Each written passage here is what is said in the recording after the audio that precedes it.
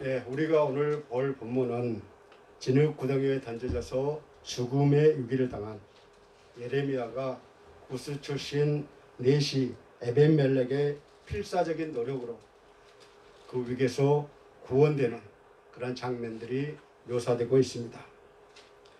에벤멜렉은 왕의 종이라는 뜻으로 구스 즉 에디오피아 사람입니다.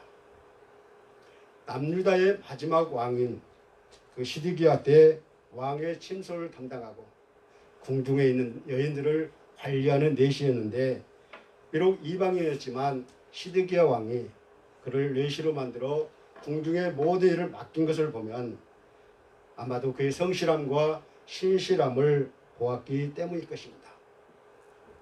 실제로 구스인 내시 에벤멜렉은 선지자 에레미야가 왕의 신하들과 귀족들의 박해를 받아서 심지어 죽이려고 내던짐을 받았을 때조차도 왕을 설득하여 예레미야를 구원하는 그러한 일을 했던 사람으로서 그는 하나님을 믿는다고 하는 전통 유대인들보다 더 신실하고 여호와를 공경하는 그러한 사람이었음을 알 수가 있습니다.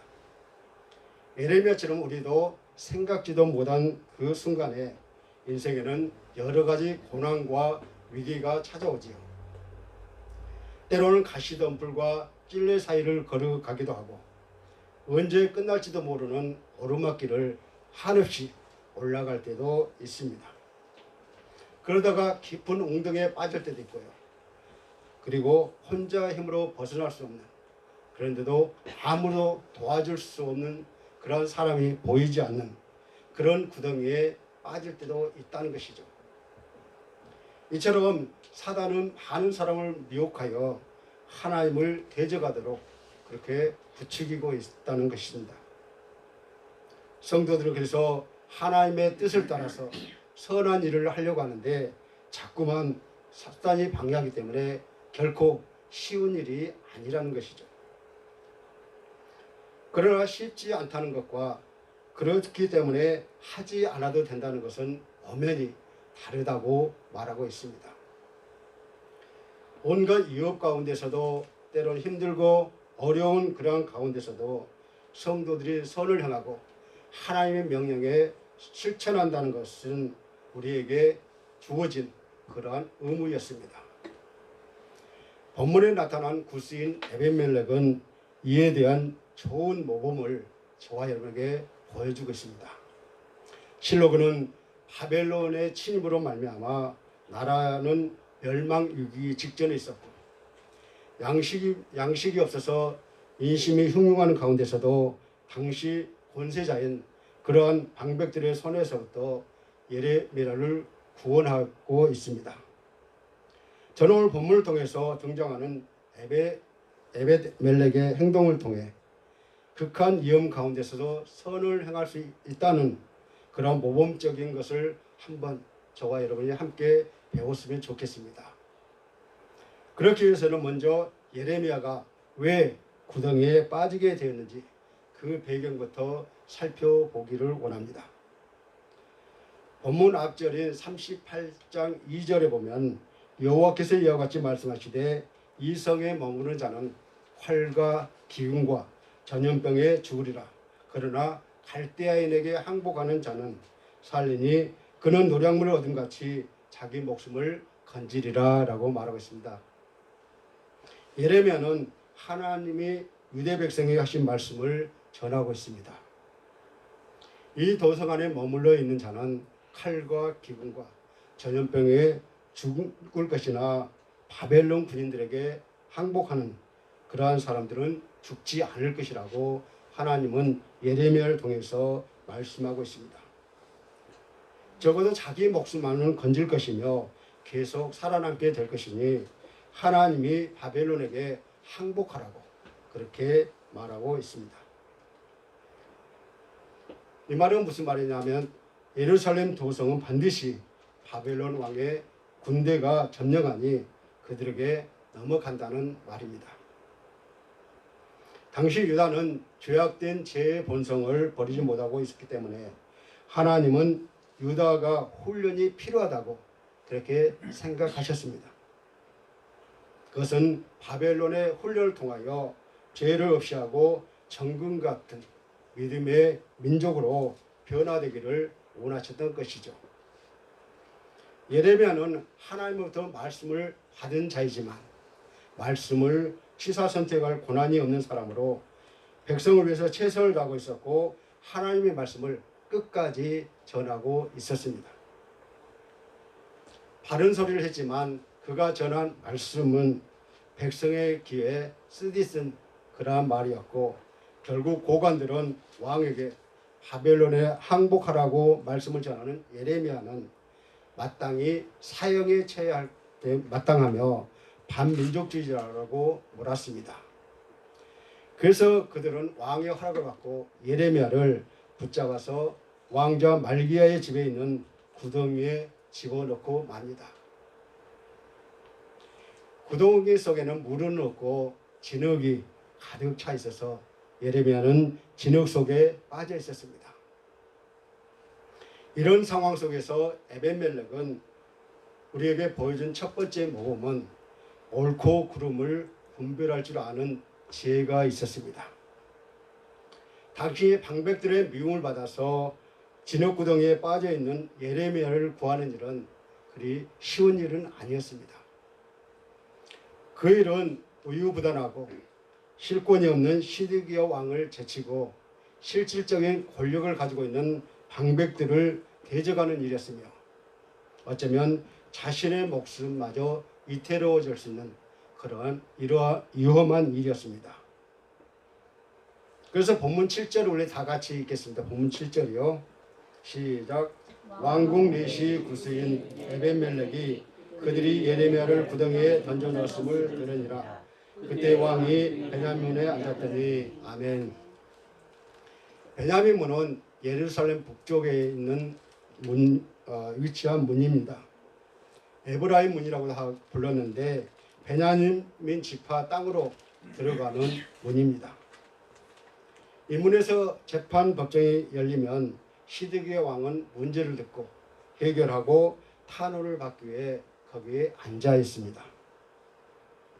지금 어쩌면 시드기야는 이 문에 앉아서 예레미야 말대로 바벨론에게 항복하느냐 아니면 항거하느냐의 결정을 하지 못하고 고민하고 있었는지도 모르겠습니다. 그때 이곳에서 에벤멜렉이 예레미야가 진흙 구덩이에 던져진 소식을 듣게 됩니다. 마침 왕이 성문에 앉아 있었다는 것은 이러한 사건의 전말을 호소하기에 아주 적합한 그러한 시간이었고 신속한 조치를 할 수 있는 그러한 기회가 되었던 것이죠. 그래서 예레미야의 구출은 바로 이 친절한 구스인에 의해서 이루어졌어요. 에벤멜렉은 유대인이 아닌 이방인이었지만 하나님의 마음을 잘 아는 그러한 자였습니다. 그리고 확실한 죽음의 운명에 처한 예레미야를 구출하기 위해서 신속한 행동을 취했습니다. 본문 9절을 다 함께 읽겠습니다. 시작. 내 주 왕이여 저 사람들이 선지자 예레미야에게 행한 모든 일은 악한 일이다. 성중에 떡이 들어졌거늘 그들이 그를 구덩이에 던져 넣었으니 그가 거기서 굶어 죽으리이다 하니. 아멘. 왕궁에서 나온 에벤멜렉이 유다 방백들이 예레미야 선지자에게 가한 불법의 진상을 시드기야 왕에게 호소하며 예레미야를 살리자고 아뢰는 그러한 내용입니다. 같은 동족인 유대인들도 죽이려고 한 예레미야를 구하기 위해 방백들의 불의를 고발하는 이방인 출신 내시 에벤멜렉은 용기 있는 의로운 행동이 매우 높이 살만합니다. 게다가 바벨론 군대의 포위에 인해서 보급로가 차단된 예루살렘 성의 식량은 거의 다 고갈된 상태였습니다. 따라서 백성들이 먹게도 부족한 그 식량을 죄인인 신분인 예레미야에게 줄 수 없었던 것이죠. 여기서 굶어 죽으리다라는 문자적으로 굶어서 거의 죽었다라는 의미입니다. 즉 에벤멜렉은 예레미야가 진흙구덩이 속에 추위와 굶주림에 지쳐서 거의 아사 직전에 이르러 있음을, 그리고 급박한 모습을 강조하면서 이를 통해서 갈등 속에 있는 시드기야 왕에게 결단을 촉구하게 된 것입니다. 여러분, 그리스도께서는 제자들에게 뱀같이 지혜롭고 비둘기같이 순결할 것을 가르쳐 주셨습니다. 이 가르침에 따라서 성도는 마땅히 시대의 징조를 분별할 줄 알아야 합니다. 그리고 무엇이 옳고 그른지를 분별하여서 지혜를 소유할 것을 이 말씀을 통해서 저와 여러분에게 보여주고 있습니다. 이 지혜야말로 악한 세상에서 주의 뜻을 따라 순종하며 믿음으로 의롭고 선한 삶을 살기 원하는 자에게 반드시 필요한 것임을 명심하시기를 바랍니다. 두 번째 모범은 옳다고 여기는 것을 실천할 수 있는 그런 용기라고 말하고 있습니다. 왕국 내시에 지나지 않았지만 아비멜렉의 가감한 그러한 태도를 왕이었으면서도 원래 바벨론 정부의 꼭두각시로 세워진 그러한 처지에 있는 시드기야 왕, 정말로 신하의 말이라면 쩔쩔매던 우유부단한 시드기야 왕과의 태도는 선명적으로 대조를 이루고 있습니다. 에베멜렉은 에레미야를 구출하는 것이 옳다고 생각됐을 때 왕의 우유부단함과 방백들이 가해올지도 모르는 생명의 위협에도 아랑곳하지 않고 곧 행동으로 옮겼던 것입니다. 어떻게 왕의 침소를 맡았던 이방인 내시가 예레미야 문제를 가지고 왕에게 고할 수 있었을까요?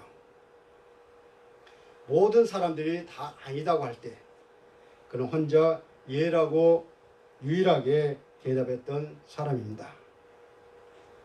에비멜렉은 정말 하나님을 의지했고 경외하였던 사람이고 왕의 침소를 맡으면서도 누구보다 왕의 고민과 그러한 모든 문제, 생각을 관과할 수 있었기에 왕을 위해서 할 일이 무엇인지 너무나도 잘 아는 그러한 사람이었던 것이죠. 예레미야가 바벨론에 항복하고 하나님의 징계를 받으라고 한 이유는 왕과 백성들의 우상숭배와 하나님께 불순종과 방탕과 탐욕에 대한 하나님의 징계가 바로 바벨론 포로였기 때문이죠. 에베멜렉은 그 당시 남유다가 얼마나 하나님께 불순종하며 죄를 짓고 우상을 숭배하며 이방 나라에 의지했던 것을 분명히 알고 있었습니다. 그래서 그는 하나님의 선지자 예레미야를 지키는 일에 바로 여호와의 말씀을 지키고 순종하는 일이라는 사실에 확신하였기 때문에 모든 사람들이 예레미야를 대적할 때 그를 살리고 보호해야 한다고 믿었고 그는 자기의 목숨을 걸고 예레미야 구출하는 데 나섰던 것입니다. 본문 10절을 다 같이 읽겠습니다. 시작. 왕이 구스 사람 에벳멜렉에게 명하여 이르되 너는 여기서 30명을 데리고 와서 선지자 예레미야가 죽기 전에 그를 구덩이에서 끌어내라. 아멘. 예레미야를 구출하자는 에비멜렉의 청을 시드기야 왕이 받아들인 그러한 조치입니다. 시드기야 왕은 예레미야를 부담스러워하면서도 그를 선지자로 인정하고 그의 말을 듣기를 원했던 것입니다. 여기서 시드기야 왕이 30명을 데리고 가라고 한 것은 설사 방백들의 반발에도 예레미야를 구출해내야 되겠다는 단호한 그런 의지를 보여주고 있는 것입니다. 사실 오늘날 성도들이 가지고 있는 가장 큰 약점도 옳다고 여기는 것을 과감하게 실천할 수 있는 용기를 가지고 있지 못하다는 것에 있습니다. 하나님의 말씀을 그대로 믿고 옳은 것을 인정하면서도 막상 실천의 단계에 들어가면 뒤로 물러서고 다음으로 미루다가 결국은 주저앉고 마는 그러한 성도들이 참으로 많이 있다는 것이죠. 그러나 경솔한 믿음이 아닌 하나님의 말씀을 실천하는 진정한 용기를 보이는 것은 성도들에게 꼭 필요한 믿음의 태도입니다. 방백들을 모략으로 극한 환난을 당하고 있는 예레미야도 남유다의 평화의 메시지를 요구하는 방백들과 백성들 앞에서 하나님의 명하신 그러한 말씀을 옳은 것이기에 조금도 흔들리지 않고 예루살렘 멸망의 메시지를 계속 선포한 것이죠. 이렇듯 옳다고 생각하는 것은 죽음 앞에서도 결코 저버리지 않고 실천해 나갔던 예레미야나 에벤멜렉의 용기가 오늘날 우리에게도 필요하다고 말하고 있는 것입니다. 세 번째로 보인 모범은 위기를 당한 자를 긍휼히 여기는 선한 마음입니다. 우리 조상들이 흔히 쓰던 말, 인심은 곳간에서 난다는 말이 있습니다.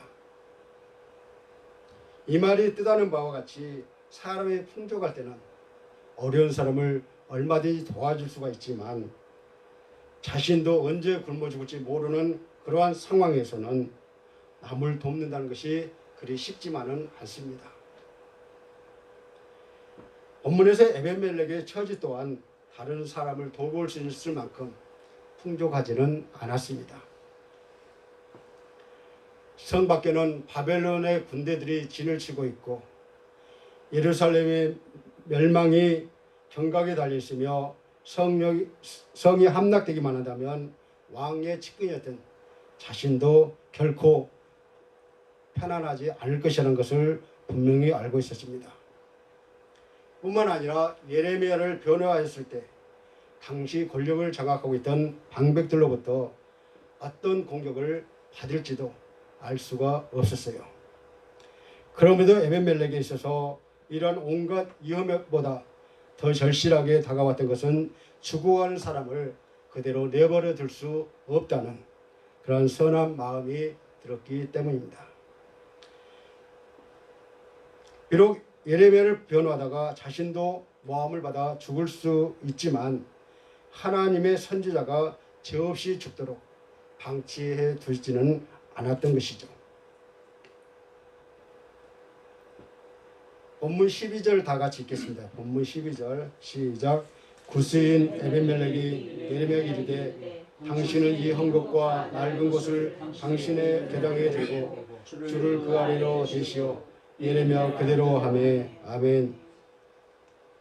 우리가 여기서 볼 수 있는 것은 에벤멜렉의 대단히 사려 깊은 또 지략 있는 사람이라는 것을 알게 됩니다. 그는 왕의 허락을 받고 지혜롭게 흠것과 낡은 옷과 줄을 사용하여 예레미야를 구덩이에서 끌어냅니다. 그런 예레미야가 스스로 줄을 잡고 구덩이에서 올라올 힘이 없을 만큼 상하고 기진맥진해 있을 것을 예상하고 힘이 들지 않도록 배려했던 것입니다. 아마 예레미야는 진흙 속에서 있었기 때문에 피부가 몹시 상해 있었을 것이고 오랫동안 추위와 굶주림에 지쳐서 힘이 없었을 것입니다. 그래서 줄을 겨드랑이에 대고 밧줄로 매달려 올라갈 수 없었던 것이죠. 예레미야를 배려하는 선한 마음을 가진 에벤멜렉은 진흙 구덩이에서 예레미야를 구출하여 다시 시위대 뜰에 머물게 하는데 아마 방백들의 위협으로부터 지키기 위함인 줄 믿습니다. 이처럼 긍휼하고도 선한 마음이 바로 우리 주 예수 그리스도의 마음이 아닐까요?